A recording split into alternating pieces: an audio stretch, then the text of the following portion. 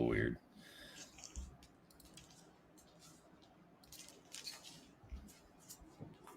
Okay, here we are. Music play because I couldn't hear it. I couldn't hear it either. I don't know All what right. was going on. Well, Our intros are always fun. hello, everybody, to the Geek Matrix DC Comics Review Show, episode.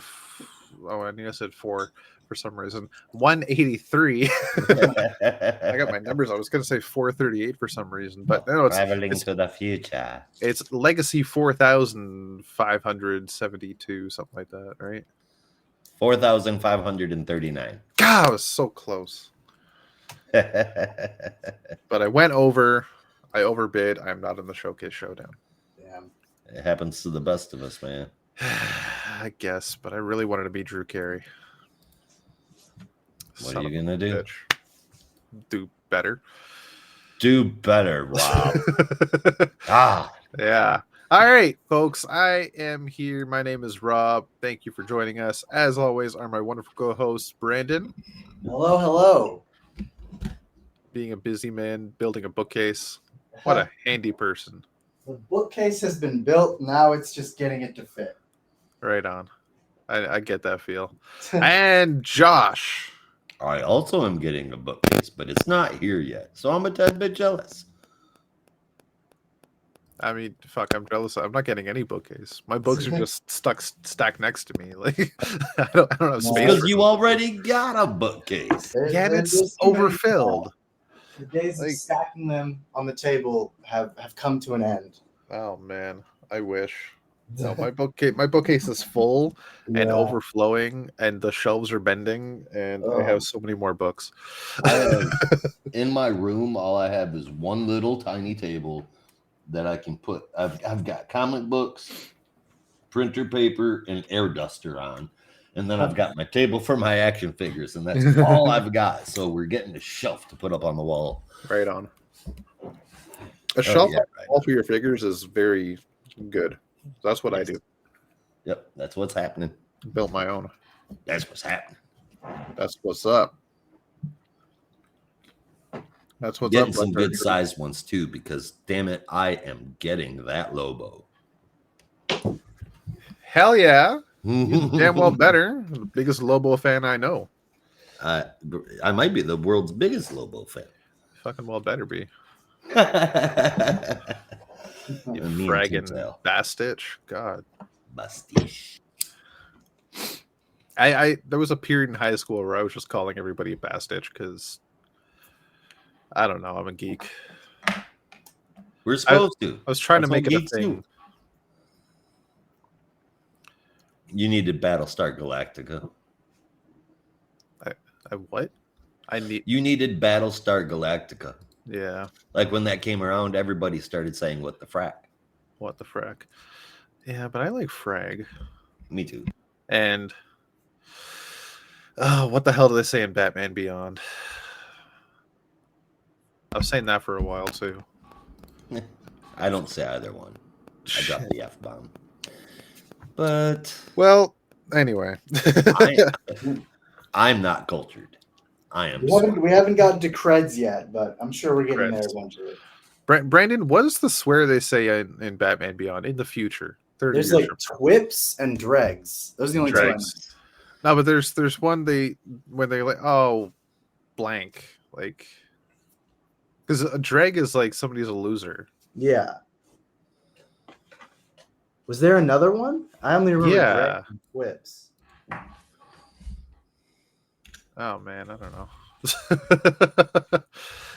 Well, it's gonna come to me later, and I'm gonna scream it out, and it's gonna wake up Ange, and she's gonna slap me. Oh no! Because why the fuck did I do that? Well, she'll probably think that you were insulting her because she knows all about Batman Beyond. Right? Like, why did you say that about me? No, a dreg means a loser or a punk. Yeah. Slag. A slag is to destroy something. Skill. Yeah. Yeah. A slagget is to curse something. Wow. And twip is a mischievous person. That's it. Yeah. That's it? Yep. So I could see that them working slag into somebody who is breaking something or whatever, but yeah, no. As far as that website's concerned, there's not another one. Yeah. Interesting. I feel like dregs is kind of you don't really hear people who are like everyday people saying dregs. It's usually like a politician saying like the dregs of society. Dregs That of hasn't really made it society. into slang yet, but I don't know. Maybe Twips. We'll see. Oh, We got man. time. I got to look it up because I could have sworn it was in Neo Gothic number 6. As I'm looking it up right now, near the end of the issue. I remember reading. I'm like, I love that word. I remember when I said that for like a year, and it never caught on. Yeah. Anyway, yeah. So we are here to talk comics and all sorts of fun stuff. And those books include our very short week this week.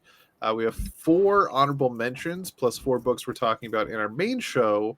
Our bonus show is going to be all about artist appreciation. We're going to be talking about our favorite artists that mean a lot to us, artists that inspire us, etc. And just appreciate the art that we see in our weekly books because, by God, is there some damn good stuff this time. Like around this time, I mean to say, like right now, there's just unprecedented how much good art there is in comics. I might be the only one that feels that way. No, you're not. wrong. There's well, every era has great artists, so we're just Yes. lucky that there are so many even now. Yeah. loads. The good far outweigh the bad. Yeah. Yes. Yeah. By Like, far. There will always be some bad, but there's definitely some good. Like you said, the good outweighing the bad. But as for the books we are reading or reviewing today, like we already read them, we have Alan Scott, The Green Lantern number 4, Beast World number 6, End of That Event, and 2 annuals, Batman and Robin Annual 2024, and Batman Superman World's Finest Annual 2024. And that's got to be a lot of fun, I think. We're going to have some fun with those books. But before that, you guys got any news? No. Really.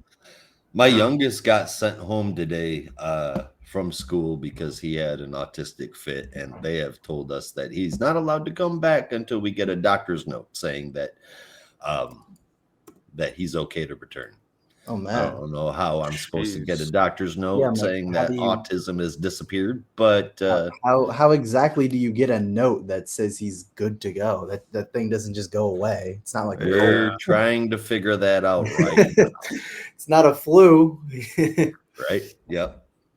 But don't worry, that autism's gonna go away. And Oh yeah. Give it a week and a plenty half. of water and drink some Sprite. It's like chicken pox. You know, you get it, but once it's gone, it's gone. That's Yeah. all. Clearly, you Figure can't that get it out. as an adult.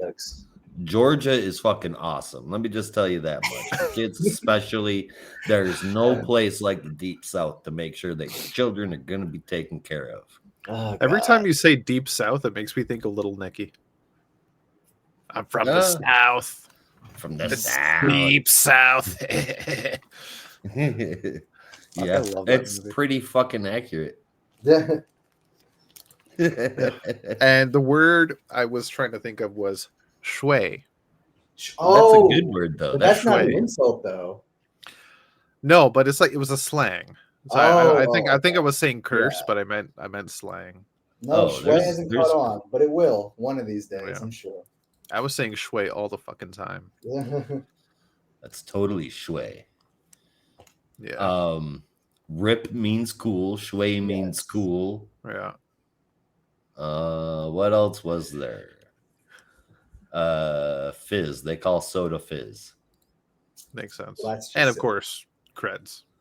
Yeah, Creds. We haven't gotten there yet, but I'm Hey, I'm kids, like, get cred. if there's anything from Batman Beyond that I'm confident will make its way into our real future, it will be creds. We I have a long can't way to go. hear cred without I'm- thinking of the latest South Park show, and it Yeah. fucks me up. Did you guys watch it? No, I haven't watched I South heard- Park in years. Yeah, me I heard neither. Brandon go, yeah. No, I have not. I don't watch South Park. Okay. I The thought whole Rob thing you was would, dedicated. being our only Canadian. Blame guess that is like- Canada. What is that? I don't get the reference. They're Doesn't South big. Park take place in Canada? No, it's in No, Colorado. Oh, Colorado. I'm way off. But there's Terrence and Phillip, who are big, huge television stars in Yeah. Canada, I and they see. fart in your general direction. Yeah. You know and what I you think it lose. was? I think it's just because like I've not seen South Park, but I know there's like people dressed in snow gear or something, and my brain just went, "It's cold, it's Canada." Yeah. Yeah, probably. That's fair.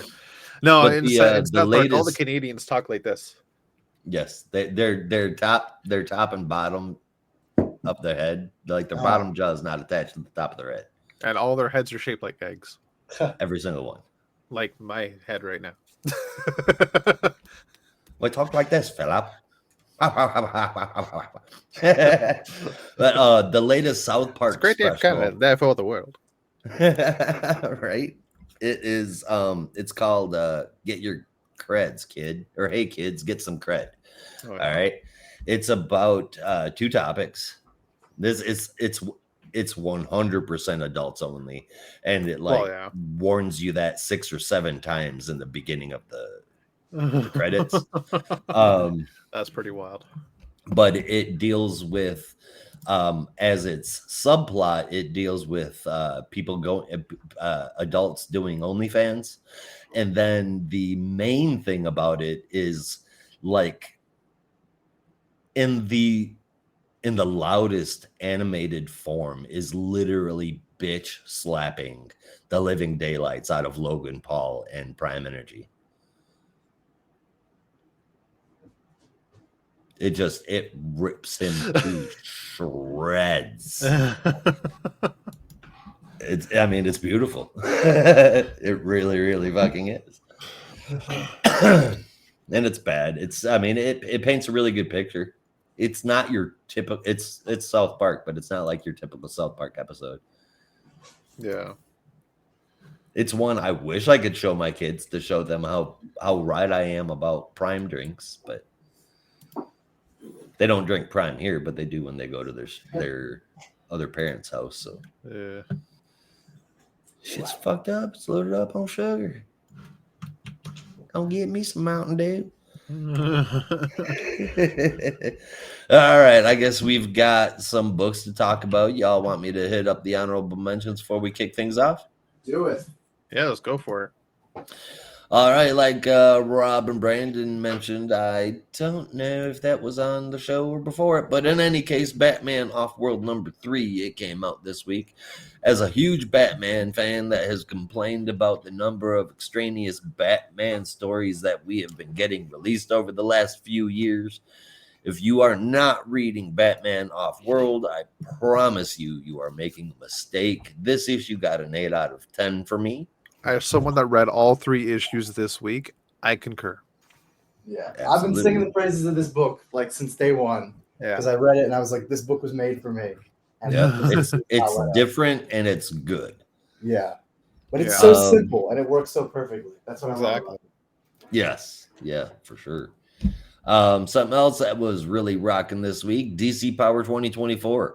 Inside, there's stories about Joel Moline, Lightning and Thunder, Bloodwind, Valzad, Black Manta, Crispus as the Spectre, and Montoya's Question, Nubia and Mr. McZimmelpick, Kid Flash, Mr. Terrific, and The Signal.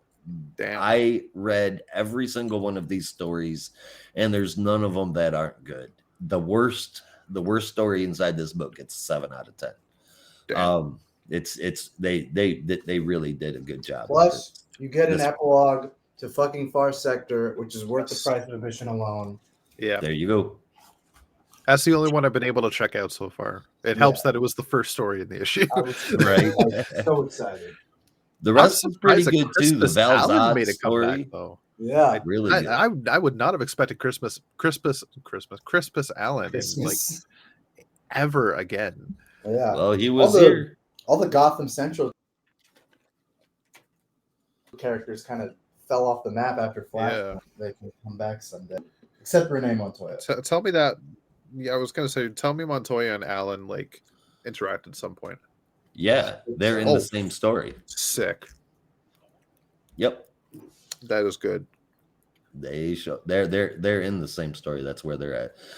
The one that confused the hell out of me was Nubia and Mr. Mixie, but I guess I didn't see that one coming. But like I said, even that one, it was okay. I mean, the worst story got 7 out of 10. It was pretty good. Can't say the same about the next one. Trinity Special #1. I cannot even really score this fairly.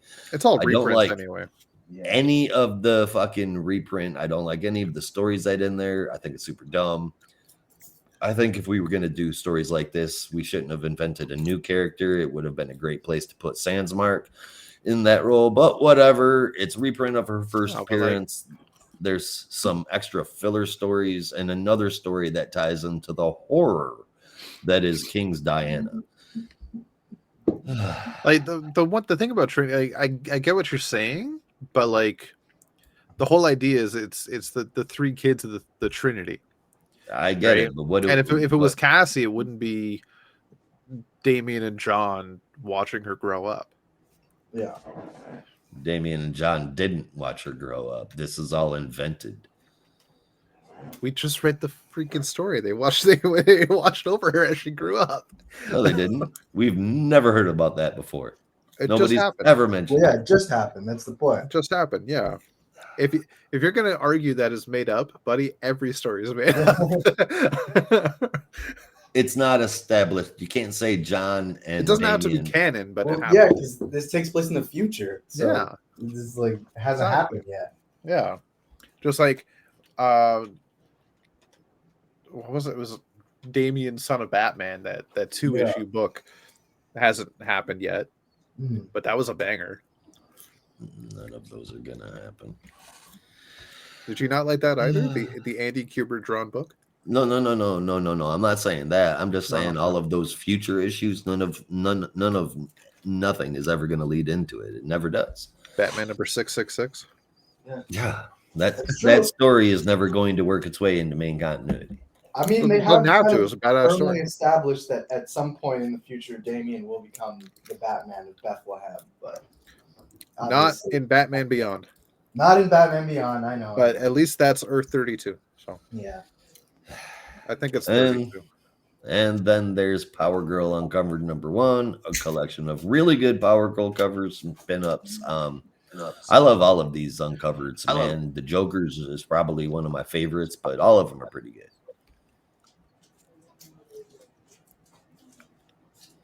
Right on.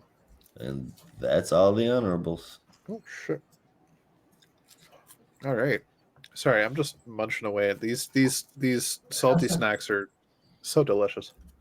That's what they're there for. Exactly. All right. So shall we get into our first book of the week? Let's do it. I don't see why that would be a bad idea. Yeah. All right. So starting off, Alan Scott, The Green Lantern #4. This is written by Tim Sheridan with pencils from Kian Sormi, inks from Jordi Tarragona, Raul Fernandez, and John Livesay, and colors from Matt Herms with letters from Lucas Catoni and a very nice cover from David Talaski. So we are getting now the true origin story of what happened to Johnny Ladd after he was taken by the red light of death.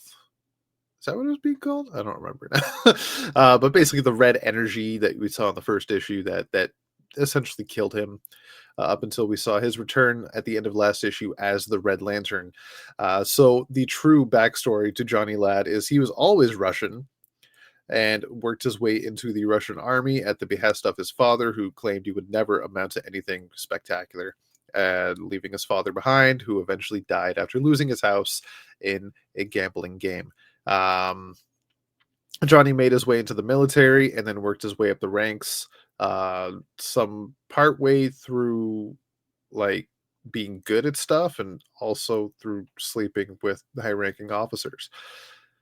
I guess Russia was different in the 1920s, but the point is he eventually became a spy and was given a mission to infiltrate the U.S. Army, who was said to be starting a mission to find and contain this red light, that this red energy that the Russians have had their eyes on for a while. And he was able to do that, infiltrate the US Army, and become very close to a man named Alan Scott. And we all know the history there. They got together. And what we don't see, or we didn't see in the first issue, after Johnny was taken under sea, he was killed, but then was reborn by the light. And then some Russian divers, the Soviet divers, part of the army, that were there to rescue him and take him back home, found him reborn, and now with the red energy within him. And back in Russia, it was a very Winter Soldier type ordeal, where they knew he had a power within him, and he was the only one that was able to harness the red light. So they were able to fashion a way to contain it in the Red Lantern and Red Lantern ring. And with that, he became the Red Lantern. And now we go back to where we finished off last issue, Johnny and Alan in their respective costumes in Alan's apartment, where Alan is trying to bring the fight to Johnny, but Alan's ring is basically out of energy. Johnny takes flight off into the sky, and Alan gives chase all through the city, but Johnny catches him in a bubble as Alan's ring runs out of energy. And that's when Johnny takes him to a warehouse, and they have a brief discussion. And actually, Johnny starts to show his feelings for Alan one more time, as Alan reveals that he was able to buy a house on Lake George that they lived in together for a while. And as that happens, Johnny gets a little too close to Alan, so Alan is able to burst his way out of the red energy bubble, grab the red lantern from Johnny, and charge his ring with it, as Johnny says, "You can't do that." And he says, "I just did," as red energy is bursting out of every orifice. Next issue, The Rage of the Green Lantern. So this was quite interesting. It was very much an origin story for Johnny Ladd and the Red Lantern, but you do get some interesting retcons, if you will, about the green energy, how that, as well as the Red Lantern energy, are pretty much emotion based, according to Johnny Ladd, which I found interesting. Didn't expect that. I can understand that for the red, but then he does allude that the green energy, which Alan clearly has not been able to harness yet to the full extent, unlike Johnny, is powered by his own willpower, which I don't believe was ever a thing in the past. It was always supposed to be just magic. So that's an interesting kind of retcon. But I'm okay with it right now, because we have seen retcons in the past tying the Golden Age Green Lantern to the Silver Age Green Lantern Corps. So it kind of all fits. It's all in the family. Eh? I just said boo. Boom. Oh, boo. Boo. I know. I it was never a well-liked retcon. Yeah. But yeah, what can you do? There is mention of the Starheart, and that the Red Lantern energy is also part of the Starheart, or at least a different Starheart. It's all magic and all emotion based and all science and all alien, and it's everything at once. What can you do?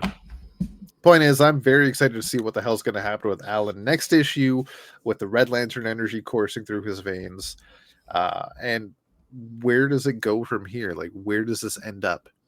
We know Ruby in the future is the Red Lantern's daughter, but really, like, where does this story go? I feel like there's going to be a lot more coming out of this than we think. And it's not just going to be Vladimir, Johnny Ladd has a daughter in the future, as does Alan. And I really want Ruby and Jade to meet. I will be right back, guys. Really sorry. I'll be right back. Mm-hmm. No worries. The art in this issue I thought was really well done. I forgot to look it up. I don't know if it is a retcon, but I feel like it was a retcon of how Johnny was able to explain how Alan was able to phase through walls. And it's a whole thing of time travel, apparently, which I thought was really weird. Yeah, I remember nothing of that. Yeah, I and all my research on Green Lantern in my life, I've never heard about that. Hmm. Especially since Hal was also able to do that in Yeah. his first appearances. I was figured it was just he shined a light on the wall, and that was able to like just make it phase through Or matter. make a Like, doorway, basically. yeah, magic and the like. Yeah. Like, I did read the very first issue of Green Lantern back in the 40s, and Yeah. he was able to do it Wait, like you read it right back away. in the 40s? Oh my god, I didn't know you were that Oh old. yeah, time travel. I meant from the 1940s. Yeah, I see. I was just being a little jokester. Yeah, you little Now- Harlequin, you. Josh, on the other hand, almost certainly read that issue. It's almost not fair to make fun of him when he can't hear you. Well, he'll never know because he had his headphones on. I'm waiting for him to perk up and ask what you were talking about. Yeah, so like that very first issue back from 1940, like he did it almost right away after putting on the ring, and maybe it was talked about later on, but there was really no mention of how he was able to do it later. Yeah. Or at least at the time. So it kind of just always became a power the Green Lantern could do, just phase through a wall. Yeah. But this whole mention of time travel I thought was really fucking weird. Yeah, I never would have thought of that being an aspect of moving through walls. And I really don't understand it. Yeah. Like, I get what they're saying. Like, yeah, we're just traveling through to a time where this wall didn't exist. Like, what? Just simplify. Just make it easier. Please, you can walk through walls. Like, yeah, he makes a doorway with a ring. That's don't try and super science your way out of this. Yeah, it's not gonna work. But all in all, I am gonna give this issue 8.75 out of 10. I thought it was very enjoyable, and I very much enjoyed the Red Lantern origin story. Nice. Yeah, no, the biggest hook for me was definitely the Red Lantern origin, and I think that was kind of the part where I was a little surprised because I thought they were going to do kind of a Winter Soldier aspect to the story where I did get that kind of vibe from it still. Yeah, where Johnny was going to be taken in by the Soviets and then eventually became the Red Lantern through conditioning, but the whole reveal that he had been a Soviet agent from the start to basically get information on the Emerald Flame was I was like, oh wow, that was actually kind of a surprise.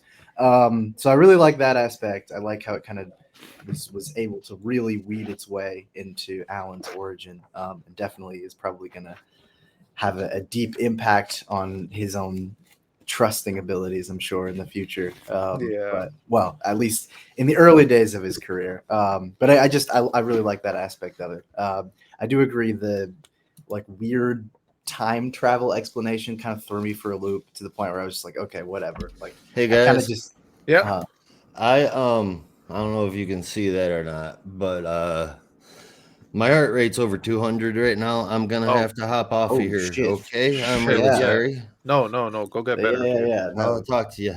All right. Oh shit. Shit. I hope he's okay. Whew.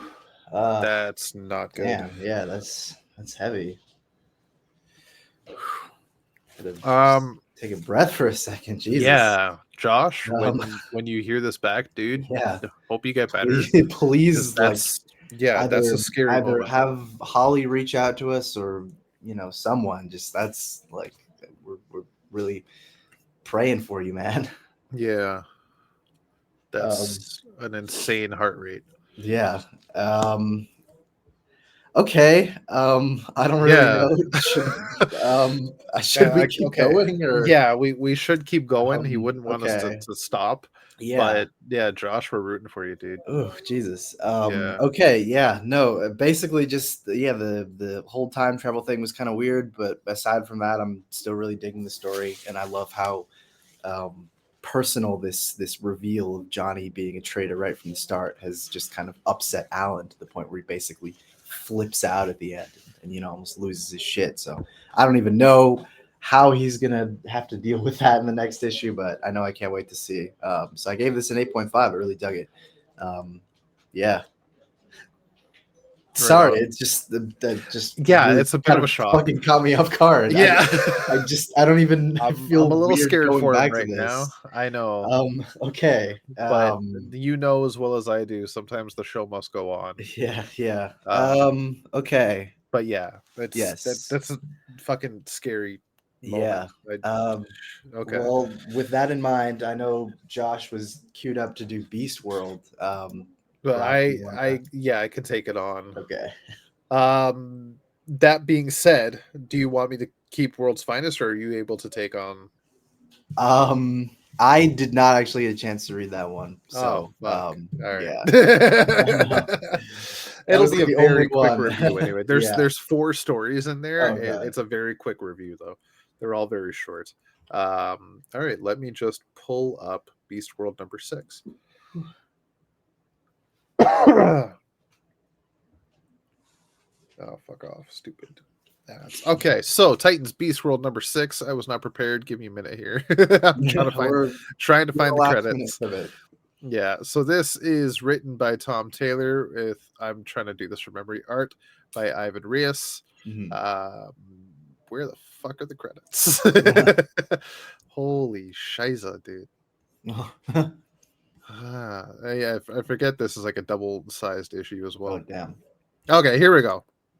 So written by Tom Taylor with pencils from Ivan Reis, Lucas Mayer, and Eduardo Pansica, inks from Danny Mickey, Lucas Mayer, and Julio Ferreira, colors from Brad Anderson and Romulo Fajardo Jr., and letters from Wes Abbott, as well as a very nice cover from Reis, Mickey, and Anderson. So we are picking up, as I go back up to the top of the book, where we left off in the Bureau of Sovereignty headquarters. Peacemaker is waking up after being knocked out by Nightwing, and he's able to turn his helmet around after muttering about how heroes have no sense of like brain damage and head trauma. The fucking assholes. But that's when Amanda Waller says, Peacemaker, don't do anything stupid. And this is where we see both Ravens standing in front of each other, just ready to duke it out. Good Raven teleports Dick away back to Titan's Tower, where Good Raven and Evil Raven, which I will now refer to as Dr. Hate, begin to duke it out. If it's Good Raven versus Bad Raven, you could call one Graven and one Braven. I don't know. I tried. Oh man, isn't Graven a character from something? I don't even know. Yeah, he's a Green Lantern villain. Oh, that's right. Oh my God, in the Kyle era. Yeah. So no, I cannot call her Graven.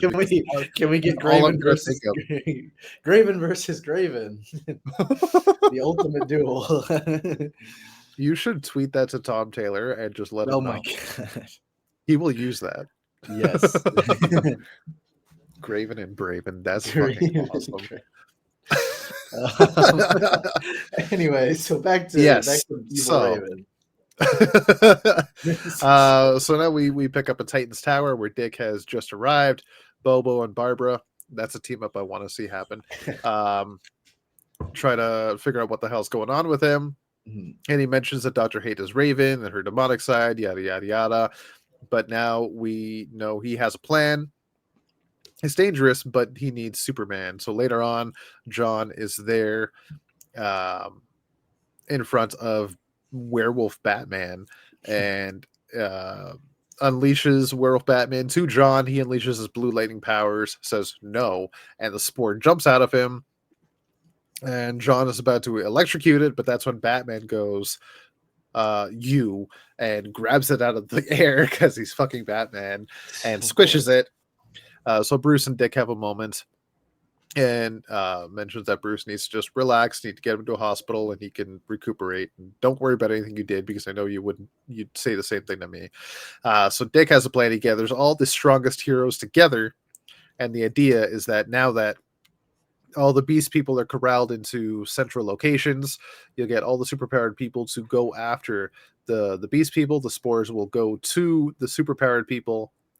and instead of like trying to save the like they'll just kill the spores is what I'm saying. But Nightwing, meanwhile, alongside Donna, has gone to the White House to speak to the president directly. Dick begins to unmask as a show of faith and trust as the president says, no, I know how important your secret identity is. Don't do that. They have a nice conversation, and the president basically reveals his trust in Nightwing after his own kind of questioning of Amanda Waller's true intentions. Dick reveals all the information he has and explains his plan, as well as also a show of faith and trust, reveals that the First Lady, the president's wife, has been freed from the spores, is no longer a beast person, and is recuperating, all thanks to Donna Troy. So with that, the president is more than happy to oblige with everything Nightwing and the Titans are going to do.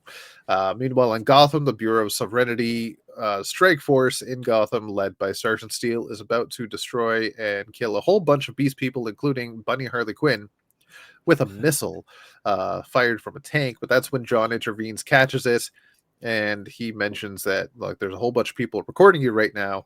Don't kill a whole bunch of innocent people. Go fuck off.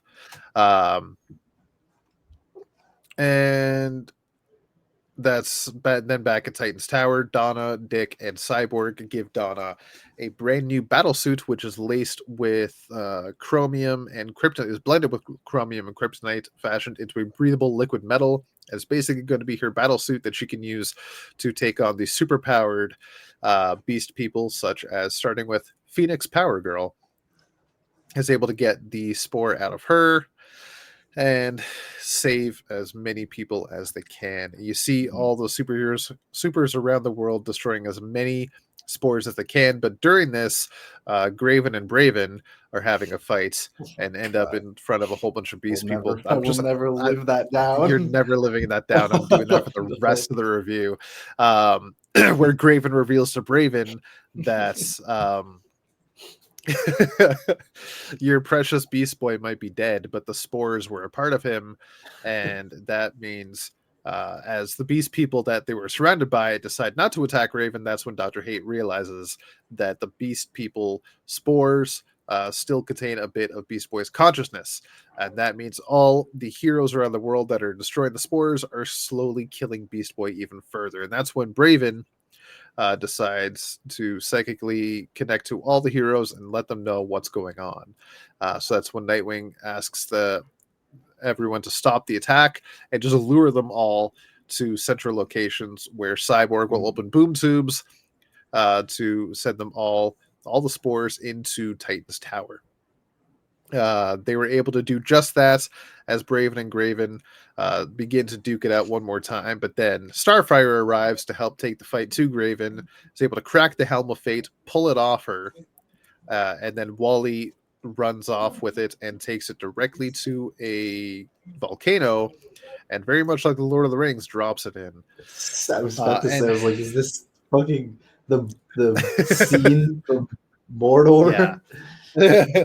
Well, here's the thing. This was what I found funny. Doom? Like, I think he literally was trying to do, like, Tom Taylor was literally trying to do this like Mountain Doom, because as Wally was getting up there, the Helm of Hate was trying to take over his mind.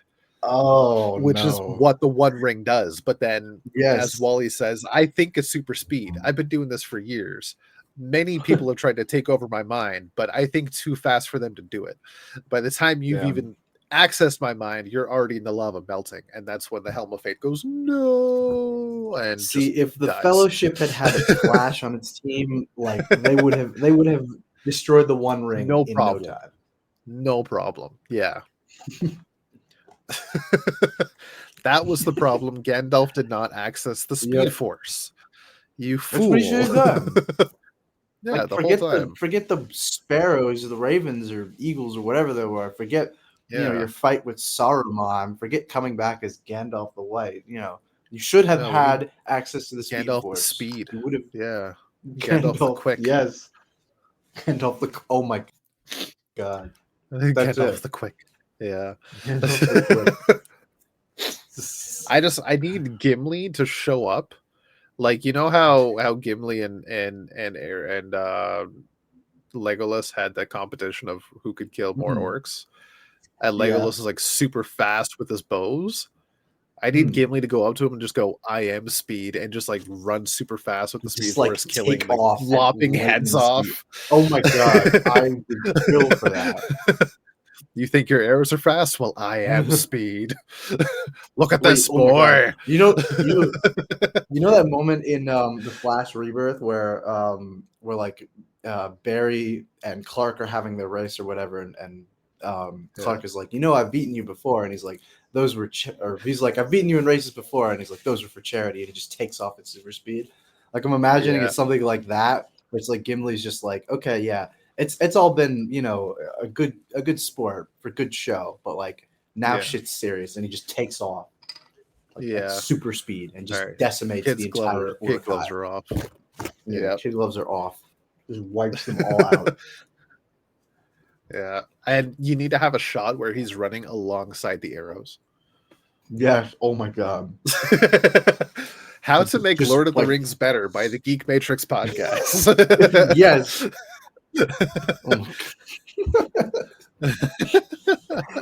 Oh god. Yes. Okay, back to our regularly scheduled book. So the Helm of Hate is destroyed thanks to Wally West melting in the fires of Mount Doom. And then Graven gets a little bit pissed off, calls Starfire an alien expletive. It's a 4-letter word. You can only imagine what that is.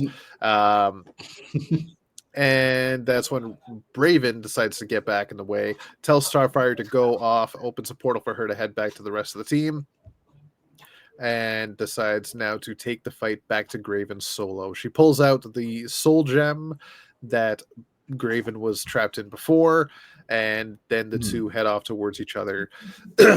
And one last fight to decide who ends up in the gem forever. Later on at the Titans Tower, the Titans are around waiting for whatever's going to happen with the spores to happen. Hopefully Gar is able to reconstruct himself. That's when you see a portal open, and out pops Raven with the soul gem intact. She has beaten Dr. Hate, and Dr. Hate is back in the soul gem.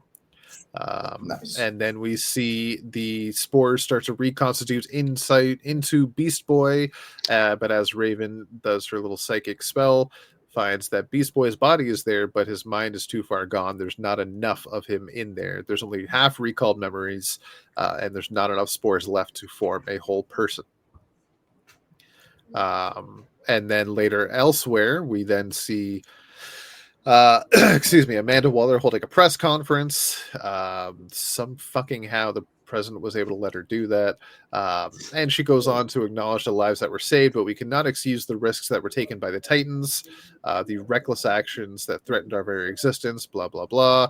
And this is why we are now taking back some power from the heroes and see that they treated our military powers as playthings. So now we're going to prove that they are evil once and for all. And now we've taken back the Hall of Justice. It is now the Hall of Order. Oh, big reveal. Yeah. So the Hall of Justice is no longer part of the Justice League. It now belongs to Amanda Waller and most likely the whatever the fuck that group was called. How the hell did Amanda Waller get possession of the Hall of Justice? That's what I need to know. I want to know that too. Because I thought it was public domain. Like, wasn't it like publicly owned? Was it? Or I don't even know. It's not a government building, I don't think. Yeah, no, that's why I was like who would have sold it to you, or how would you even acquire such a thing? I don't know. Yeah, like I think technically it was still owned by Wayne Tech. Yeah, because I thought they were the ones whatever the hell it's called constructed it. Because Bruce Wayne footed the bill, and then I guess when he lost his millions, it might have been taken over by Queen Industries. But like the building is owned by a company. It's got to be that Ollie was able to keep his millions even after he died. Yeah. So this is one part I was like, I don't know about this, but the rest so far. So now all the Titans are back at the tower, reeling from the news that Amanda Waller has the Hall of Order, and also that Beast Boy is no longer with them, even though he's there. But Bobo has an idea, I'm just like, first they merged him with Cyborg, then they shot his eye out, and now he's like a half man. I'm just like, what? Yeah. What did Garth do else to you can they do to him, guys? right? Jesus. But wait, there's more. Bobo has an Oh, idea, and what? he reveals to Cyborg, you can teleport halfway across the galaxy, right? So, Cyborg gets an idea of what he's doing it, what he's getting at, and he is able to boom tube himself and a few others across the galaxy to the Boomerang Nebula, and then over to the Sahara, where the rest of the Titans brought the shell of Beast Boy, and the heroes from the Boomerang Nebula brought back a tentacle from the main Garo being, like before he was killed, Right. because he was sent. A part of him was stuck in a boom tube and was left behind.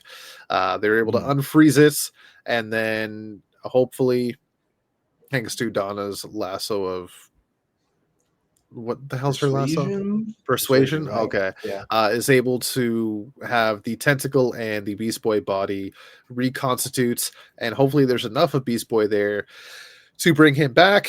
And lo and behold, it does. And Beast Boy is back again. He's alive.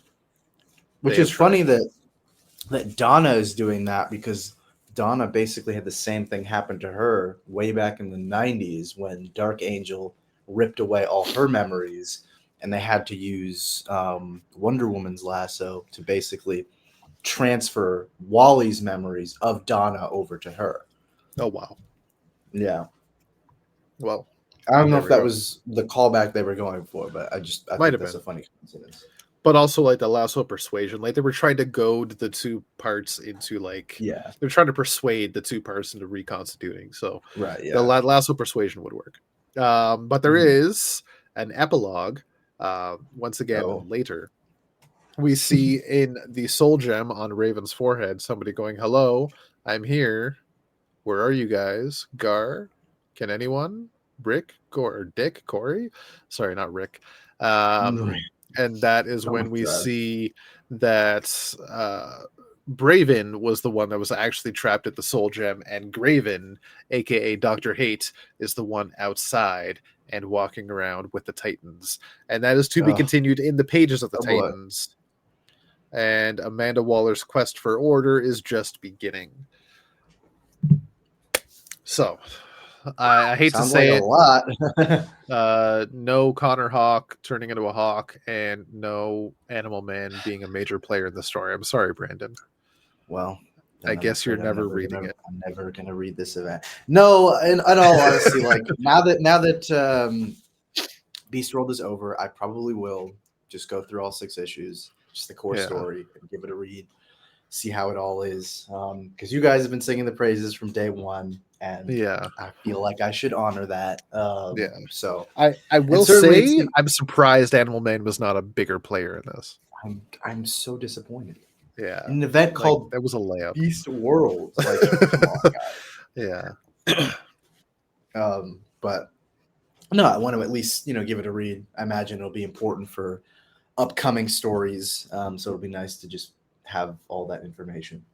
Yeah, I mean, as far as it looks, the Beast portion of everything, is done and over with, and it's just the aftermath, like the stuff with Raven and the stuff with Amanda Waller. Everything else will pretty much be back to normal.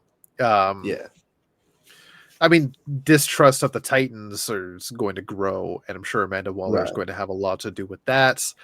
So we'll see what happens there. But end of the day, besides Animal Man not being a major player, I'm gonna say this event was a great success, and it really showed off Tom Taylor's chops of writing a multi-book of a company-wide crossover, if you will, an event title, because he not only was able to tie into all the books he's currently writing between Titans and Nightwing, etc., but he was also able to tie it into, and I get this was most likely the way it was supposed to go, Joshua Williamson's ongoing story with Dawn of DC, as well as Tom King's Wonder Woman. So he was able to tie it into multiple books at the same time, which was good. And I thought that was a really nice touch, because you get some event titles that just don't care about the continuity of other titles, and they just fucking tell the story they want to tell. But Tom Taylor was able to pay attention to outer continuity, with the exception of Jeremy Adams' Green Lantern, where Hal was in space. But that might just be an artist choice and not Tom Taylor. So I'm not going to fault him for that. Well, even without having read the event, I can tell that they probably planned this together from the start, because I was going through, of all things, Night Terrors again. Oh no! And that final, I know, because I hate myself. But that final issue, had the big reveal of like, oh, Dr. Hate, you're going to be instrumental to this next plan, and it says, to be continued in Beast World. So my guess is like they've had all this stuff outlined from the start. The Night Terrors would feed into Beast World, which would feed into Williamson's next event, probably. Beyond. Yeah, the whole thing is centered around Amanda Waller, and the whole thing with Dr. Hate in the first place was all, as we now know, tying into like Tom Taylor's Titans. So, and not even just that, like, I think it also had to do with Lazarus Planet too, didn't it?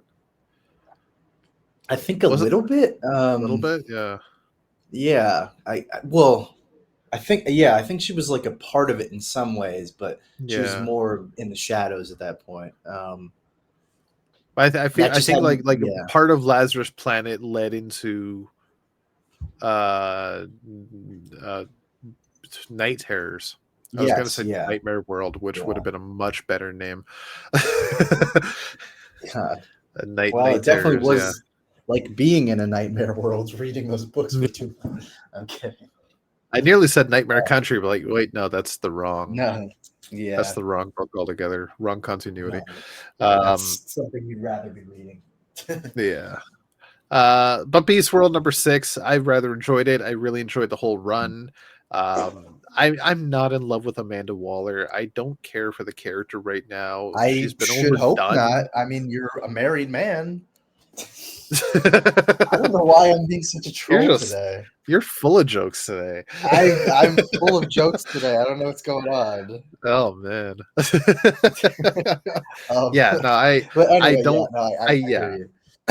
Yeah, it's Amanda Waller's overdone. I think War for Earth 3 put a really bad taste in my mouth when it comes to her character, and not even like because she's a horrible person, but because that event just sucked. And it made no fucking sense. Not a good story. And I didn't really know where she really ended up by the end of that story. Like, she's stuck here on Earth 3. She's locked that universe out of the multiverse. Nobody can enter or exit it. And this may or may not be the Earth 3 version of Amanda Waller, where realistically she should be a good person. But then now she's back on Earth 0 and everything's fine. Which, as I recall, was her choice. Like, she deliberately went to Earth 3 because she wanted to be in charge of, that Earth reality. 3. Yeah, because she'd given up on the heroes of this world. Yeah, she figured she could. I know, but then like a couple months later, she's which just never made sense in the first place. No, but so it was just a really bizarre story. Not very good. Like, it's a shame because Crime Syndicate I rather enjoyed. For the most part. Like, it wasn't top tier, but it was interesting. I love the whole like take a character and twist them storyline. Right. And that's why I've always enjoyed the Crime Syndicate. But I think it was a missed opportunity to not call that book Earth 3. Yeah, that would have honestly I would have appreciated an approach like that more, especially because it would have probably opened the avenue for just more stuff in Earth 3, not just the Crime Syndicate, but like other bizarre Earth 3 versions of characters. Because we really have only gotten to see the Crime Syndicate, but like we know there are warped versions of characters that exist. And the one thing that I like Drake. This is like, like Drake. Oh God. Yeah. But the one thing I've always wanted to see that like they teased, but it was never really confirmed, was there was supposedly like an Earth 3 version of the Titans, like the Teen Titans. But we never got any indication of what that was, save for, the evil version of Robin, which is Talon. So there's Well, a we lot had- of potential and- in that idea. Did you read Bendis's Young Justice? Yes, I do remember the arc that you're talking about with the evil Yeah. Young Justice, but Yeah. I'm choosing to forget that. That is fair. But no, I 100% agree. Like it was a damn shame that that's how they ended up with that book, and that's Yeah. it just led to a shitty event that nobody liked, nobody cared about, nobody wanted. But they could have actually had that, like, especially since you have the main continuity being Earth Zero, you had the Earth One line of books. New 52 had Earth 2, and now you can have Earth 3. It just made sense. And then you could have cool a whole idea. bunch of stories set on that Earth, especially Yeah. since it was like some of the characters had their origins in this story as well. Like you had Jon Stewart as the Emerald Knight. His origin was in this, right? Yeah. So it was a damn shame. Yeah. No, real waste Yeah. of potential, but Yeah. oh well. What can you do? What But can yeah, you do? not Night Terrors. Beast World number 6. I'm going to give it 8.5 out of 10. It would get closer to a 9 if it wasn't for Amanda Waller being a heavy portion of the story. I get why, but just like the whole bit at the end of this issue with the Hall of Justice, now the Hall of Order, it just didn't make sense to me. I don't really care for that. That's got to do with whatever Joshua Williamson has planned, which hopefully we'll find out more about this summer. It doesn't take another fucking year. I know. But knowing the rumors we know about, like the event coming up for Free Comic Book Day, chances are we're going to have to wait a little bit longer. Yeah, but we'll at least get the first indication of what this story is going to be in May with the Free Comic Book Day issue. Well, no, the Free Comic Book Day issue, that's a secret, is supposed to tie into the rumors we heard. Yeah, well, as far as we know, have nothing to do with this. Oh, really? Yeah. Interesting. Okay. I thought as far as we know, because yeah, right.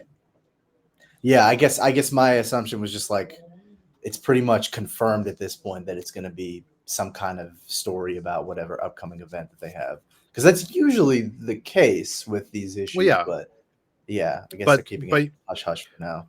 You've heard what the rumor is that the book is about, right? Yeah, we talked about it with Nathan. Yeah. Nathan shared with us some of the alleged rumors of what the next big possibly event or crossover storyline is going to be, and supposedly it may be a sequel to 0 Hour, which prank to God, but is it's true. It's supposed to be like DC's answer to the Ultimate Universe, and a reinvention of many characters. Yeah, which I don't hate. So being like a sequel, I think what he might have meant to say is a pseudo sequel to 0 Hour. Yeah, as much Dark Crisis as a sequel to Crisis. Yeah. Which I don't necessarily hate the idea of DC trying its hand at an Ultimate Universe, although I would argue they kind of already tried that with Earth One, whatever. They just kind of abandoned that, even though there are a few books that are still unfinished. Green Lantern, but God, I don't know. The fact that I finally read Volume 2 last year, and this is after I found out that it's not coming back for Volume 3, and I was pissed. Fuck, like just finish it out. Like they were at least able to do that with Batman and Wonder Woman, and I don't know if they finished out the trilogy with Superman. I didn't actually read those. I know Teen Titans. They had 3 volumes. Okay. But like, even I still haven't finished the Batman Earth 1 trilogy. Still haven't read the. I don't think I read Volume 3. No. Yeah, no, it just kind of, it was weird because I think it came out like, I want to say either. All of a sudden. Yeah, it was like sometime in 2020 or 2021. I could be messing with the dates. I think it was 21. Like, yeah, it was like that time where, I don't know, it felt like some comic stuff was still, it had originally been planned to be released during COVID, but obviously that screwed it up, so stuff just got delayed. Yeah. So I remember hearing about it, and then it just kind of came and went, and I was like, oh, I didn't even realize it was out. So I'm gonna get on that. Like there was next to no marketing about it. Yeah, it was just kind of weird. Actually, I'm gonna look that up. Batman Earth 1 Volume 1, though, is probably one of the best Batman comics I've ever read. Wow, that's high praise. No, do you not agree? I don't know if I would say it's one of the best, but it definitely is one that I really enjoyed. And I know people hate this term because it's just become obnoxious lately. But I did actually really like the grounded approach that they took with Batman. Because I know everyone says that now, where it's just like, I like my Batman story, super grounded. And then, you're reading fucking Batman in space, and you're like, oh, this is awesome. So I don't know how much that holds up, but yeah, no, I liked the approach that Johns took with just a Batman who's like incredibly fallible. It was almost like it was taking the core of what worked with Year One, which is a Batman who's still highly inexperienced and just almost amping it up. So he's like can barely get his tech to work and all that. Like I just loved that stuff. Yeah. I loved seeing him trying to figure out. So DC.com says it came out June 2021. But yeah, I just have like no memory of that happening. And I keep like psyching myself out thinking, oh, I must have got it. But no, there's no way I got it. Yeah. No. I didn't even like really read Teen Titans Earth 1. Like I bought them both because I wanted the whole collection of Earth 1 books, but I didn't. Yeah. I started to read the first one. I didn't really like it. Yeah, I to be honest, I was really only reading it because it was Jeff Lemire, and I was like, Jeff Lemire, Teen Titans, like this could be nice, and certainly he has a talent for young characters and DC characters as well. But I don't know, I didn't think it was all that good either, to be honest. So I haven't even checked out the second volume. Yeah. Like they're all over Dollaramas right now for $5 each. Oh yeah, I'm sure. Yeah. You'll never find any other Earth 1 title there. Especially Aquaman and Flash. I don't even know if Aquaman exists. Well, it existed, but both Aquaman and Flash were planned and never got finished. Yeah, I remember hearing. Well, I don't even know if they're rumors. I think it might be confirmed at this point, but I know that allegedly Francis Manapul was attached to the Aquaman Earth 1 project, and then I don't know what happened. Yeah, just fell through, which sucks. They canceled the Earth 1 line. Yeah, because it wasn't selling well. Sigh. I just wish I could have seen what that book was. I don't know. Yeah, especially Aquaman. Oh well. What can you do? Yeah. Well, anyway. If we're through reminiscing about books that were and books that never were, shall we move on to our next book for this week, sir? Sir. Which is Batman and Robin Annual 2024, brought to us by Brandon. Yes. Annual 2024, number 7. Part 8. That joke is so old, but I'm gonna keep doing it because why not? But yes, been doing that joke for almost 2 years now. For 2 years, and it never gets better. We're we're going into our 3rd year, aren't we? I know. Oh my god, can you believe it's 2021? You and I started this. It was 2021. Like holy I think. Crap. Honestly, it might have been. Was it the end of January or the end of February? It was beginning of February, end of February. End of February, because it was right at the tail end. We started. God. I'll never forget the last week of Infinite Frontier. Future State, Future State. That's that. Yeah. Jeez, that feels like a million years ago. I felt kind of intimidated because I hadn't been reading all of the Future State books, and all of a sudden I had to like talk about books I'd never read. Well, that's the thing too. Where it's like. Early on, I was like, okay, I gotta make sure I've read everything, and I gotta make sure like all my notes are outlined. I gotta go back and listen to those old episodes. It's been a while. Yeah, I did that too. I know. I remember like a couple months ago, because I think I wanted to find the part where I was talking about the Philip Kennedy Johnson run, the start of it, action. And I was like, oh my god, we were. Like you and I were like so reserved and like quiet. It was so awkward. Yeah. And now here we are. Now You here can't we shut are. us up. Oh my god. Yeah, no, Yeah. those were the days where like a tangent would have never happened because we're just like, okay, I just want to make sure I have all my points outlined. I don't want to like say Yep. anything that gets us off track. We need to Oh, talk about the man. books, and that's It's it. just like- And now, 3 years later, now you it's and I like are just talking about fucking- books that never existed. books that never existed, books that we don't even have on the show. It's like I'm eating corn chips. You're building a bookcase, and we're just shooting the shit. oh man, no, this is great. Wow, yeah, this oh my this God, is a fun 2 years. podcast. I don't care. It really is, and continues to be one of my favorite things to do. Yeah. Anyway, Batman and Robin Annual 2024, which is not 3 years old, but it kind of feels like it. We'll get into that later. This is The Most Dangerous Road Trip, written by Joshua Williamson with art from Howard Porter, colors from Rain Barreto, and letters from Steve Wands. The premise could not be more simple. After dealing with a potential theft from Double Dare, Batman and Robin decide to hit the road and enjoy a nice quality father and son road trip / camping trip up in the mountains. And of course, Damien, being Damien, feels it is completely unnecessary, uncharacteristic of them, and frankly boring, which is made all the more hilarious by a rather funny sequence where they're driving up to the mountains and Damien, acting exactly like a child / teenager would, asks, "Are we there yet?" before they eventually pull into a gas station, and Bruce, in true parent form, asks him to run in and get a little snack before we head over to the campsite. That's when Damien notices a board full of missing people, and realizes that something's going on with this campground that isn't quite right, isn't quite kosher. So he runs back out to Bruce and tells him that they need to get the hell out of here now. But before they can, or before they start setting up camp, they decide to do a little investigating, or at least Damien decides to do a little investigating.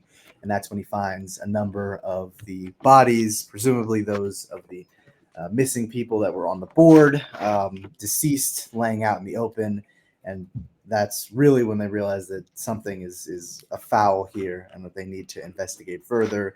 So they decide to head back to the gas station to see if the proprietor might know anything, but fortunately they realize that they have been had. It was all a trap, and now they're stuck in this force field that's keeping them closed into the campgrounds. But we flash away from them being trapped in their little area. It's cut over to a fancy-looking mansion where we are introduced to none other than Roulette, fun old JSA character who has a new gambit outside of Gotham, which is basically people getting to hunt people.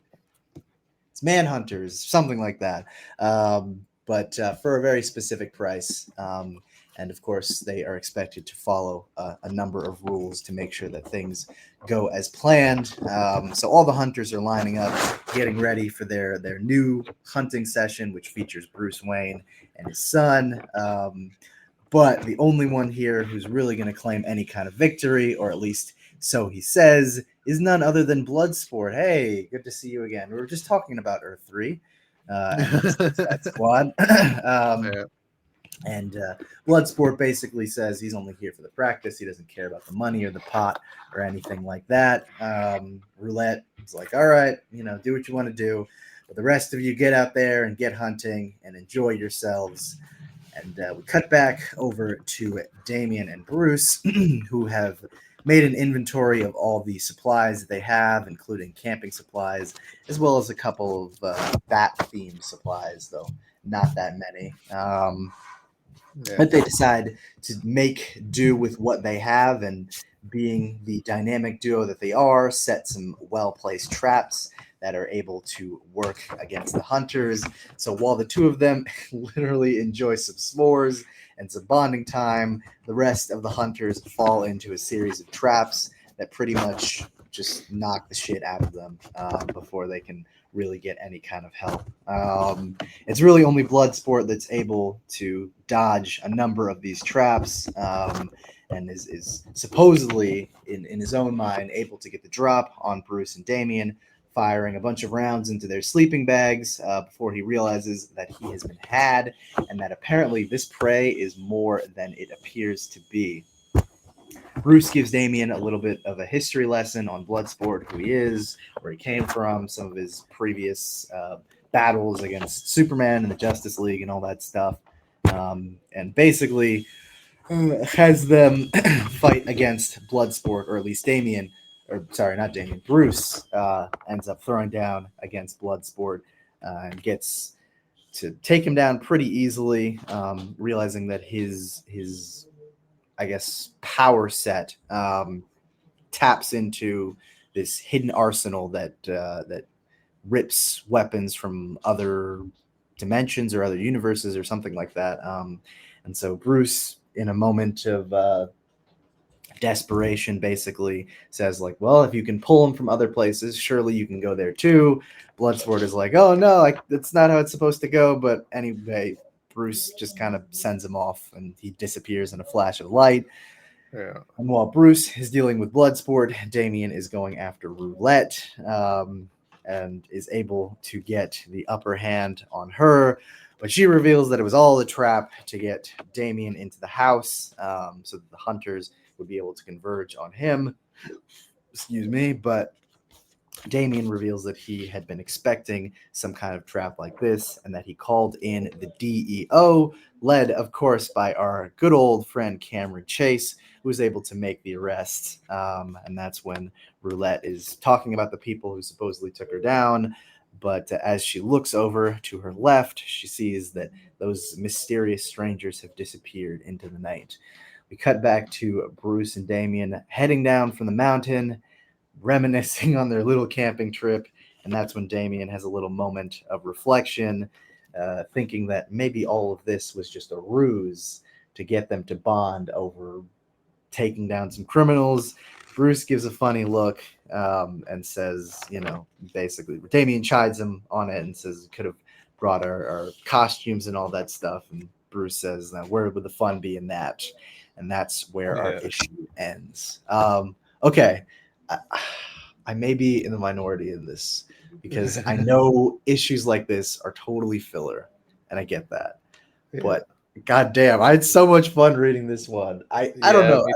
I love like silly, just not taking it seriously issues like this. It's just like, let's just have them in a fun, weird setting where they're not in costume, they're doing something different, but they really have to improvise, and it gives them a chance to bond. And I just like right from the jump where I was like, okay, they're camping and they're being hunted, and they gotta like they have to go on the prowl and fight the hunters. And I was like, sold. That is right up my alley. So already I was like, okay, I'm digging the premise of this issue, and I'm loving it so far.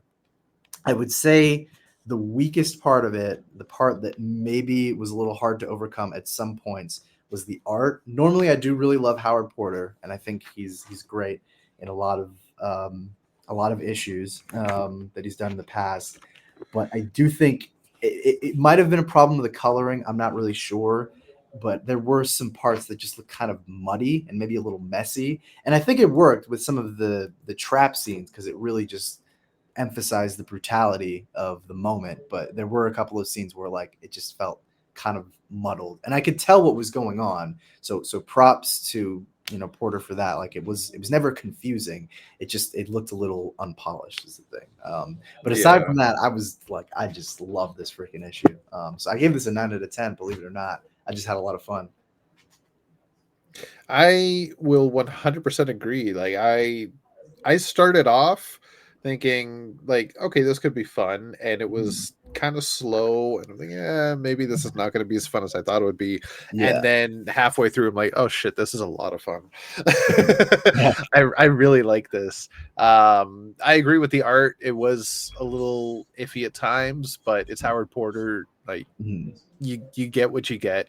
Howard Porter can be good at times, but there are times Howard Porter is not so good, especially nowadays. I think I remember he had some kind of medical issue, right? Once upon a Yeah. time, and that kind of I really think messed he with his had art style. like sprained or damaged his hand, and so he basically had to relearn how to draw with one of his hands, with his right hand. Yeah, which is a hell of a thing to accomplish and still seriously. be able to have a career in the industry. Like, Yeah. he had to relearn how to draw. Obviously, it's not going to be as good as it used to be, but it's still kind of decent. Like, Yeah. not gonna lie, like there's some good stuff in there. So I'm never gonna fault Howard Porter for having No, some no. iffy art. And like, I mean, even as recently as I think what he did, well, I know the Night Terror stuff, but I'm thinking like Deathstroke Inc. Like, I love the art there, and that was what, like Yeah. a year or two ago. Yeah. So I will never fault Howard Porter. I love his stuff. I think it just, again, I think it might have been the colors. I don't know, but something just looked kind of messy in this issue for me. Yeah. No, I 100% agree on that. Mhm. It was very dark, but at the same time, it was a campground at night. So That's fair. That's fair. yeah, I get that. Mhm. But yeah, it was a lot of fun. Really interesting aspect. I wasn't sold on the idea of Bruce just wanting to up and leave Gotham with Damian to go camping. Like, I knew in the back of my mind, I'm like, there's other heroes to protect Gotham, and he even said that Yeah. Gotham will be protected. I swear. I'm like, okay, fine, I guess I'll let that go. But Yeah. then, like, this whole thing was just like a bonding scenario and training simulation for him and Damian to like Mhm. learn how to take out a whole bunch of hunters Yeah. without any weapons. Like, Mhm. okay, I get it. Like, it was good. So yeah, I really enjoyed it. What did you score it? I give it a 9 out of 10. 9 out of 10. I really dug it. I'll give it an 8.75. Nice. Yeah, I think it was not bad.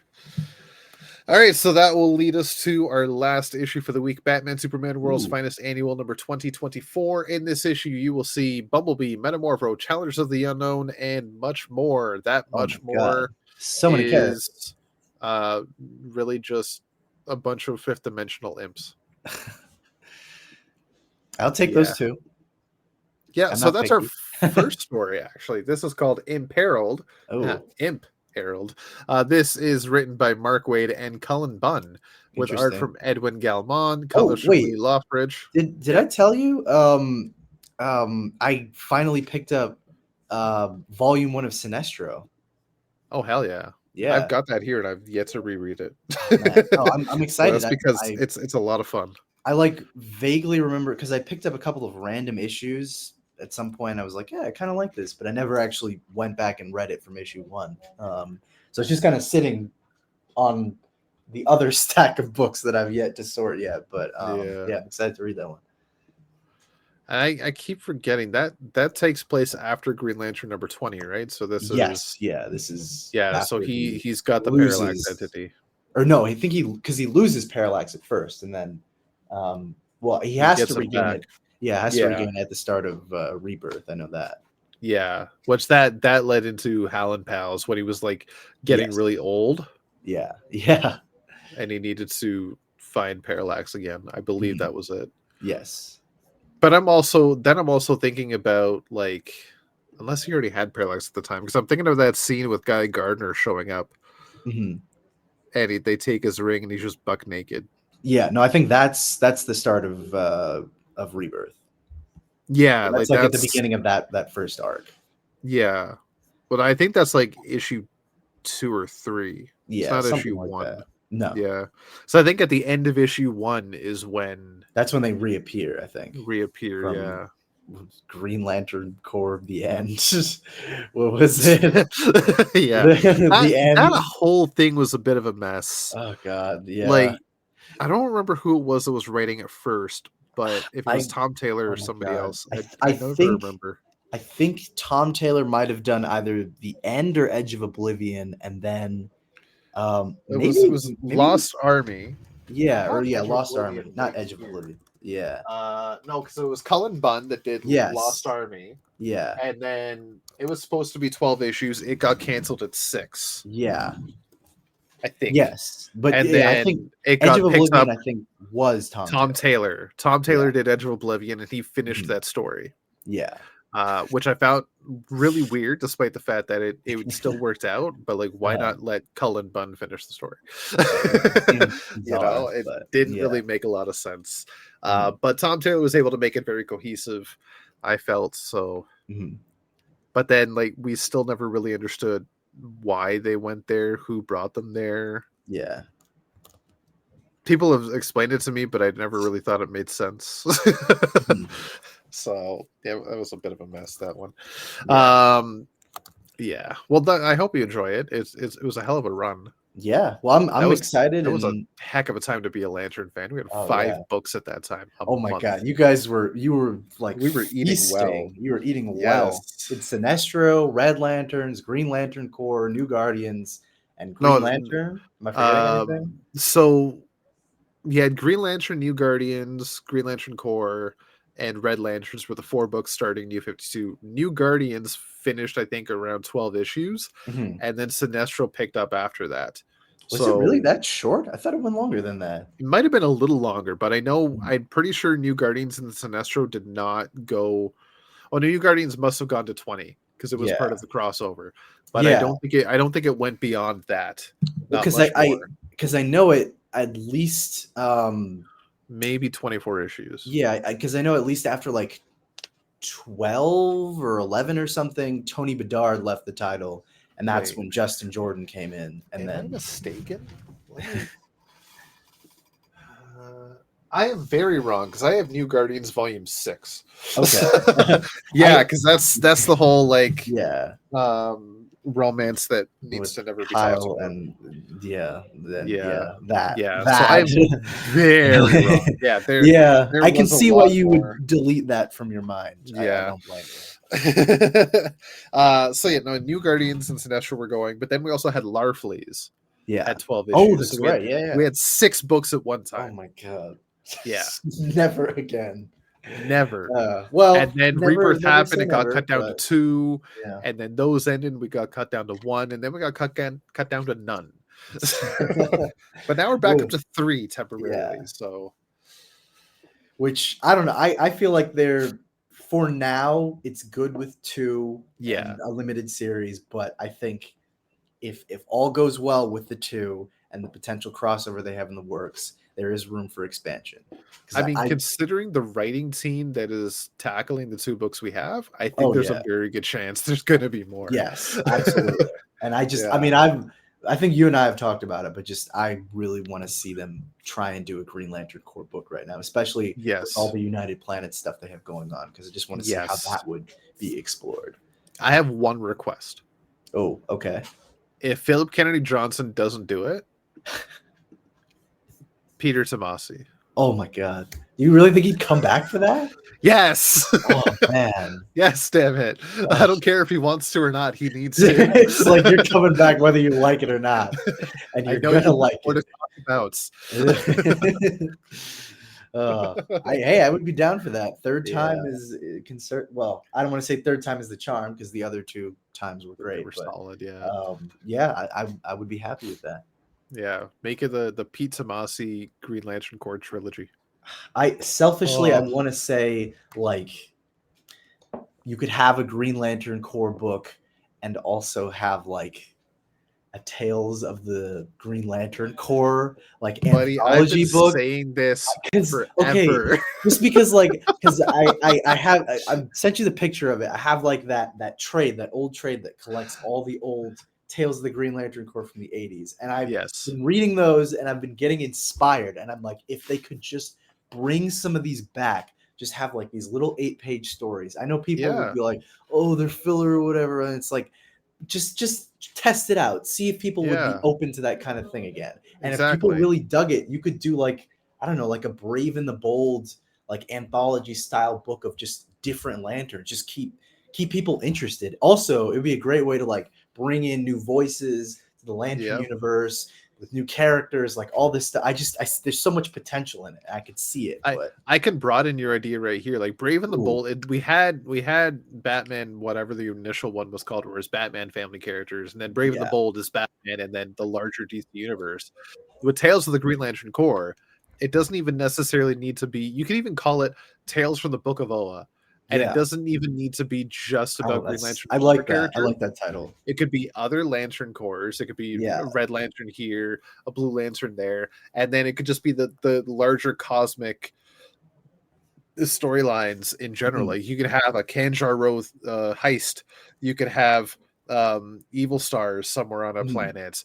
You I could have like- Lobo doing something. Oh like my you God, can yes. have a cosmic anthology book. Well, I and it like works. that idea because you could have like, I mean, obviously he's no longer alive, but you could have like someone filling the role of Tomar Ray in that story with Yeah, both I was going to fungi say and all that Tomar stuff. too, but Yeah. he's also dead. He's also dead. But like Yeah. you could have someone in that role acting as like, oh, you know, I'm the storyteller, and like this story from the Book of Oa is about so and so. Yeah. This story is about Lantern Zax and the time he ended up going up a bit against a bunch of coons or something like that. Like just you could have Yeah. cool stuff like that. Exactly. Like I would say they've been overdone, but give me a story about the Spider Guild and have it Yes. have meaning, you know? Yeah. Just, I don't know. just entertain the idea. DC hit us Yeah. up. We're not doing anything. You know? We're free. We got the time. I'll make the time. I'll make the time. I will find the time to write this. If you say, "Do you have the time?" I will say, "Yes, I have the time," and we'll make Yes. it happen. Fuck, man, you read my mind. Oh man, yeah. Well, anyway, Yeah. I've just had that like ruminating in my brain ever since I've been going through those old stories, and I'm just like, I just want to see more of that. I want to see more expansion with that Yeah. cosmic corner of the universe. Like when Blackest Night did Tales of the Core, I thought it was Yeah. fantastic. Oh man, You yeah, know? those were really It worked. cool. Yeah. Yeah. Because those Oh. those were pretty much like exactly what you were saying. It wasn't just Green Lanterns. It was like, you know, All you sorts. had Red Lanterns and I think was the Lyssa Drac origin story in that? Maybe I can't remember. So But I think it was. yeah. Or at least think how it should be, not necessarily, but like her. Oh, maybe it was an origin story, but it was her when she was holding the Book of the Black. Yes, yeah. Yeah. But also I meant to send it to you. There was a post on the Green Lantern subreddit earlier today of somebody bought a whole bunch of like Lantern books, and one of them was Brightest Day. And it was secondhand, and one of them had a signature in it. He wanted to know if it was Jeff Johns' signature. I wanted to send you the picture because you got Jeff Johns to sign some stuff last year. If you could verify. Oh And yeah, then yeah. I No, can reply to definitely. the guy. Okay, I'll see if I can find it. I'll send it over to you. Yeah. All right, so back to the book. back to our regularly scheduled book. No longer talking about books that don't exist. Oh man. Right. So our first story called Imperiled. This is written by Mark Waid and Cullen Bunn, with art from Edwin Gallimon. Colors on pages 8 to 10 by Lee Loffridge, and letters from Steve Wands with a opening cover from Dan Mora. So we see Mr. Mixie-Spitalik and Batmite calling to order the Just Us League in the Fifth Dimension, which is a whole flurry of all sorts of fifth dimensional imps who care about various other DC superheroes. We have a Flash imp, an Aquaman imp, Black Canary, Wonder Woman, Hawkman, Metamorpho, and Green Lantern and Green Arrow on one imp, which I thought was awesome. He's got the Green Lantern logo with the G on top, That's the arrow. hilarious. It's fantastic, and he's using the ring to make a bow and arrow and the Robin Hood cap. It's like this man. I sent a picture on Discord earlier. You can see it. I haven't even looked at it yet. Yeah, you got to go check it out because there's a bit with him and Flash. And they're like. It's fantastic. But basically, they begin to call things. Okay, we're back. Hi. Oh, wow. Sorry. Wait.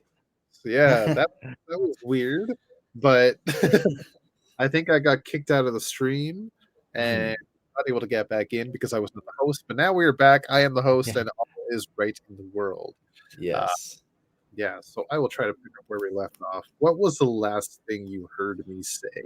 We were talking about the imps and Green Arrow / Lantern imp. Right. yeah, so you get to see. I shared a screenshot of a panel in the comics chat earlier. There was Flash Imp saying, "And you, Green Lantern and Green Arrow, pick a lane already." As the Green Imp goes, "Why choose? They're both so awesome." And I feel that. Yeah. I love them both. No, that's awesome. Yeah, I can't deny they're both awesome. Right, so they called this meeting to order. And there's a bunch of dad jokes because they're fifth dimensional imps. They're full of dad jokes. But this is when Mr. Mxyzptlk begins to call to order why they're here. And then Batmite pops in with which hero is coolest and why, dear friends, is it Batman? And that leads to opens up the can of worms to a whole big brouhaha, and all the imps start fighting. And it's one giant battle until they trash the room. And they decide, well, that was a great meeting. Let's go home. And then Mr. Mxyzptlk says, no, we are not over. There's danger. We are all in deadly danger. And as Batman goes, from what? That's when Green Imp gets hit in the chest with a yellow arrow and seemingly dies. And the other imps are like, what? We can't die, can we? And then we turn to see Imp dressed like Sinestro, an imp dressed like Cheetah, and an imp dressed like Solomon Grundy. And then there's another imp like Lobo and like Gorilla Grodd and like the Joker. And this is the danger that Mr. Mxyzptlk was trying to convey.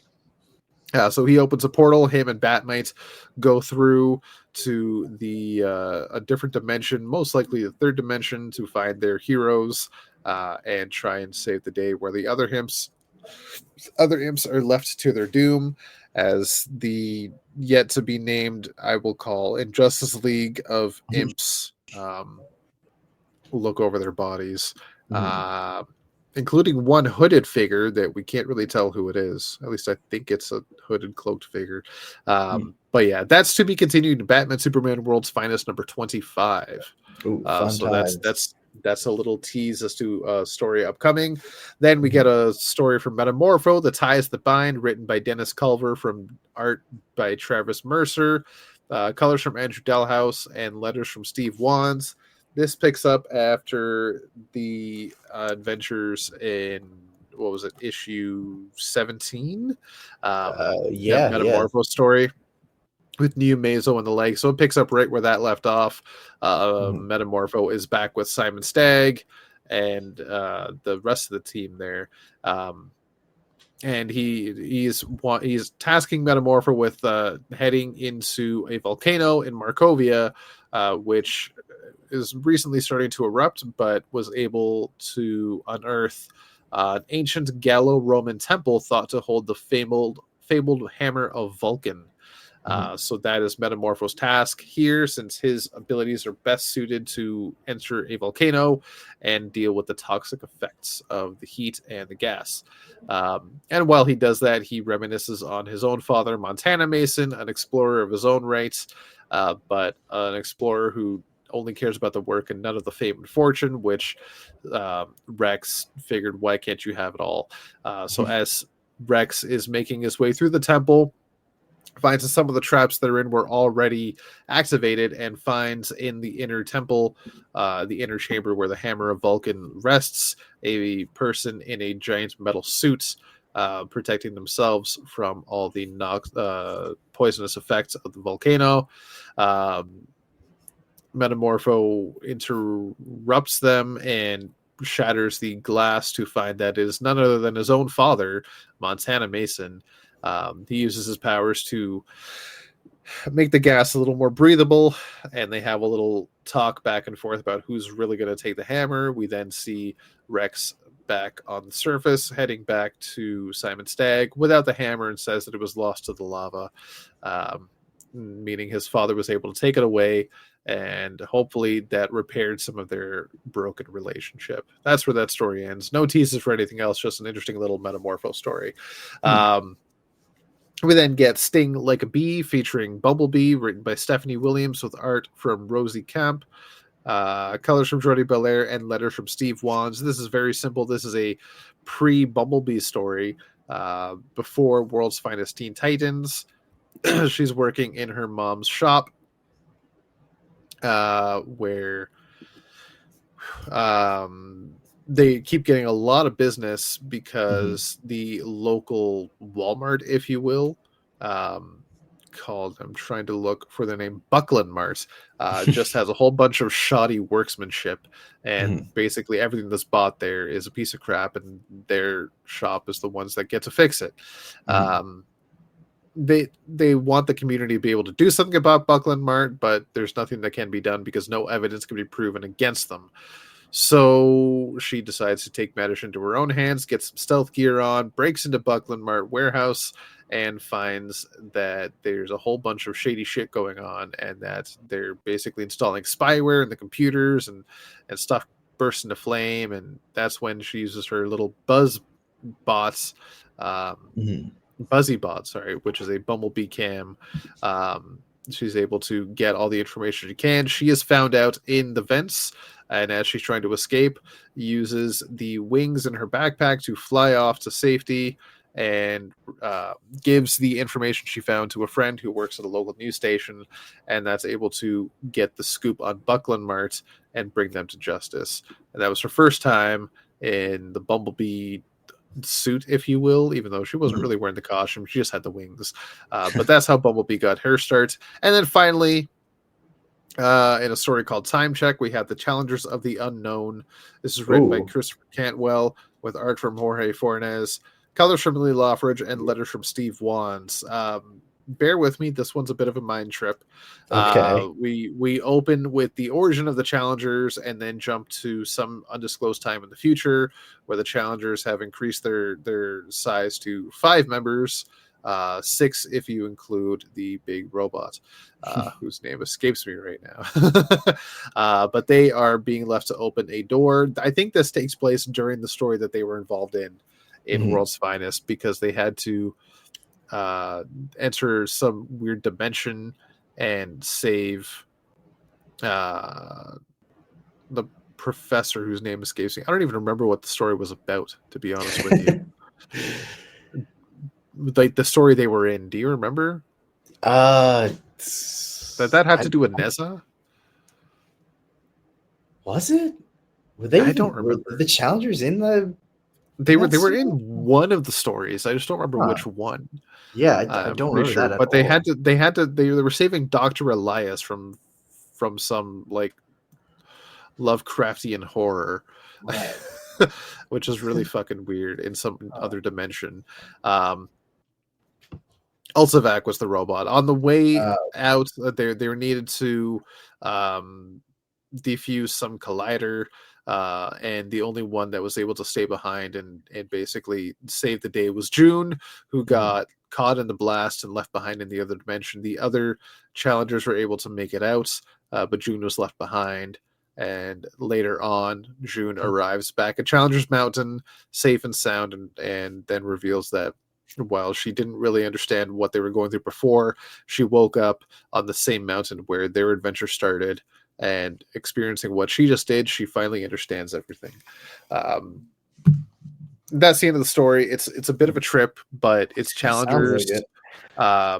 It made me want more.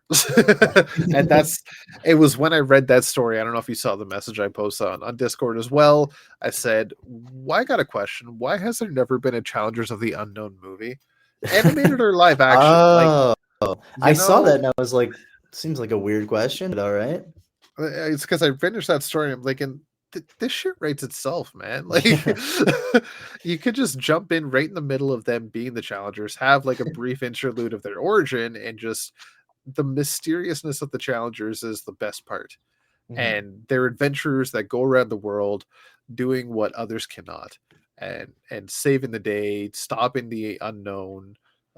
Like it's the perfect adventure movie. I don't know why it's never been done. You know? It's never been done. I don't get it. I wish it was. But fuck. And at the end of the day, Christopher Cantwell wrote a good story. The Challengers, and I want more. The art was quite good throughout. I really enjoyed all 4 of these stories. The ones with Metamorpho and Bumblebee seemed ultimately not necessary, Mhm. but they were good for what they were. Challengers was also unnecessary, but it was Challengers, and I love the Challengers. It was fucking badass. And the story with the imps and the fifth dimension, that obviously has machinations for the future, so we'll see where that goes. But throughout all 4 stories, I kind of enjoyed this annual. It was quite good. Yeah. I'll give it a 8.25 out of 10. That's awesome. I don't know. I'm regretting that I didn't get a chance to read this one because it sounds like all the stories are interesting, at least. They were actually quite interesting. And I was not expecting the Challenger story. I thought it was just going to be, kind of like a fun collection of stories featuring Batman and Superman, but not the rest of the cast. No. So that's awesome. They were not in it at all. Wow. I love it. It's less of like a Batman Superman World's Finest annual and more just like a World's Finest annual. Mm-hmm. Yeah, no, I love it. Yeah, because it features a whole bunch of characters that were already in World's Finest. Mm-hmm. Yeah, so that is our books for the week. You want to rhyme off your top 3 and favorite moment if you had one? Ooh, all right. Well, in third place, I have none other than full disclosure, 2 books. Considering I read 2 books, full disclosure, I did not put together my top 3, so I'm going to be doing this a little impromptu. That's fine. I can go first if you want.